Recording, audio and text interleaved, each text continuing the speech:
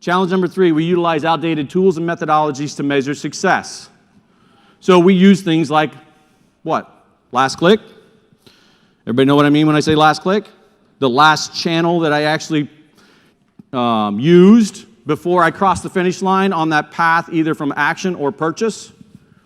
Great, I have 2% conversion rate, awesome. 75% of those come through AdWords, awesome. I should buy more AdWords. But what about all the touch points that I experienced before in the investment portfolio? I'm not accounting for those things. And the reason is this. Bear with me for a second. So let's say, for example, that these guys up here are actually people. Right? Let's just say that Google Analytics and AdWords and YouTube and Bing and Facebook and DoubleClick, let's say they're all sitting in a room, because I know none of you do this, but just go with me for a second. They're all sitting in a room and talking about who won. Who's responsible for yielding the greatest results on impact from marketing? So you know what they do? They go to these powerful tools called Excel, and they all download their own report, right?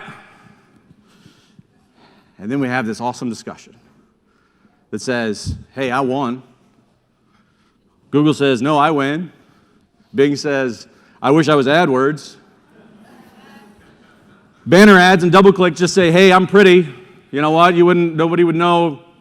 Right? So it's this philosophical argument that breaks out. None of you do this, right? It gets better. We utilize this wonderful thing called, after I get all my data out in Excel and we argue about reports, you know where data goes to die? PowerPoint. PowerPoint. So not only have I created this philosophical argument, what happened is I took all this stuff and I used the power of what? Copy-paste to tell my story in PowerPoint. And you know what's fantastic is? I get to do this all over again next month. And that gives me great job satisfaction. When you walk by somebody's office and they're like, what are you doing?